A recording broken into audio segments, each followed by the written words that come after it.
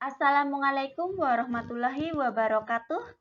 Perkenalkan, saya Kartika Sari dari SD Negeri Kanding, Korwil Cam Dindik Somegede, Kabupaten Banyumas. Di sini saya akan mencoba merefleksikan filosofi pendidikan nasional Ki Hajar Dewantara sebagai tugas dari modul 1.1 demonstrasi konstekstual calon guru penggerak angkatan 8. Dasar-dasar pendidikan Ki Hajar Dewantara yang pertama yang saya pelajari yaitu tentang maksud pendidikan. Artinya menuntun segala kodrat yang ada pada anak-anak agar mereka dapat mencapai keselamatan dan kebahagiaan yang setinggi-tingginya baik sebagai manusia maupun sebagai anggota masyarakat. Kemudian, pendidikan itu hanya suatu tuntunan di dalam hidup, bukan penentu tumbuhnya anak-anak kita. Artinya, bahwa hidup tumbuhnya anak itu terletak di luar kecakapan atau kehendak kita para pendidik. Anak-anak itu sebagai makhluk hidup, yaitu manusia, dan bukan benda mati, sehingga mereka hidup dan tumbuh menurut kodratnya masing-masing. Kalau begitu, perlukah tuntunan pendidikan itu? Tentu perlu, meskipun pendidikan itu hanya sebagai tuntunan di dalam hidup tumbuhnya anak-anak, tetapi pendidikan itu diperlukan karena berhubungan dengan kodrat keadaan masing-masing anak.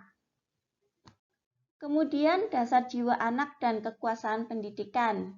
Di sini dasar jiwa itu artinya keadaan jiwa yang asli menurut kodratnya sendiri dan belum dipengaruhi oleh keadaan dari luar diri. Dengan kata lain, keadaan jiwa yang dibawa oleh anak ketika lahir di dunia masih murni. Kemudian tabiat yang dapat dan tidak dapat dirubah. Setiap anak atau manusia itu memiliki tabiat atau watak yang bisa dirubah dan tidak dapat dirubah. Ada yang bisa berubah karena pendidikan, tetapi ada yang tidak bisa berubah karena faktor biologis sudah bawaan sejak lahir. Kemudian perlunya menguasai diri dalam pendidikan budi pekerti. Nah, budi pekerti atau watak diartikan sebagai bulatnya jiwa manusia. Dalam bahasa asing disebut sebagai karakter, yaitu jiwa yang berasas hukum kebatinan. Watak atau budi pekerti bersifat tetap dan pasti ada pada setiap manusia, sehingga kita dapat dengan mudah membedakan orang yang satu dengan yang lainnya. Kemudian jenis-jenis budi pekerti. Menurut Profesor Spranger, budi pekerti dibagi menjadi 6 jenis, yakni bersandar pada hasrat orang. Di sini di buku Dasar-Dasar Pendidikan Ki Hajar Dewantara, bersandar pada hasrat orang pada kekuasaan, agama, keindahan, kegunaan atau faedahnya, pengetahuan atau kenyataan, dan menolong, mendermakan, atau mengabdi. Selanjutnya, naluri pendidikan. Berlakunya pendidikan dari tiap-tiap orang terhadap anak-anak terbawa oleh adanya pedagogis insting atau naluri pendidikan, yakni keinginan dan kecakapan tiap-tiap manusia untuk mendidik anak-anaknya agar selamat dan bahagia. Naluri atau insting disebabkan oleh adanya naluri yang pokok, yang bertujuan agar terwujudnya keberlangsungan keturunan sesuai dengan naluri pendidik atau manusia tersebut. Kemudian syarat-syarat pengetahuan terbagi menjadi 5 jenis, yaitu ilmu hidup batin manusia yang mempelajari tentang ilmu jiwa atau psikologi, ilmu hidup jasmani manusia mempelajari tentang fisik, fisiologi, ilmu keadaan atau kesopanan, tentang etika atau moral. Yang keempat, ilmu keindahan atau ketertiban lahir, yaitu estetika.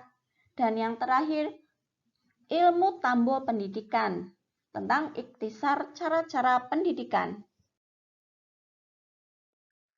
Kemudian peralatan pendidikan atau cara-cara mendidik.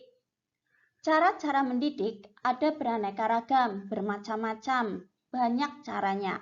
Akan tetapi pada dasarnya cara tersebut dapat dibagi menjadi sebagai berikut. Yang pertama memberi contoh, kemudian pembiasaan, pengajaran, perintah paksa dan hukuman, tindakan, dan pengalaman lahir dan batin. Tetapi tidak semua harus dilakukan. Kadang ada pendidik yang lebih suka dengan memberi contoh, ada yang tidak setuju dengan perintah paksaan dan hukuman. Itu sesuai dengan strategi pendidik masing-masing. Tidak harus semuanya dilakukan. Tinggal memilih yang sesuai dengan kebutuhan murid-muridnya. Dan yang terakhir, ini berhubungan dengan umur, karena pendidikan disesuaikan dengan umur anak-anak. Pendidikan di TK, PAUD, SD, SMP, SMA, tentu semua berbeda sesuai dengan jenjang umurnya. Nah, pokok pesan atau kesimpulan dari refleksi pemikiran filosofi Ki Hajar Dewantara yang telah saya pelajari, yaitu guru dan murid berkolaborasi atau bekerja sama untuk menciptakan kedalaman spiritual, intelektual, dan sosial demi tercapainya keselamatan dan kebahagiaan sebagai manusia. Kiranya hanya itu yang bisa saya sampaikan. Sekian dan terima kasih. Selamat dan bahagia. Wassalamualaikum warahmatullahi wabarakatuh.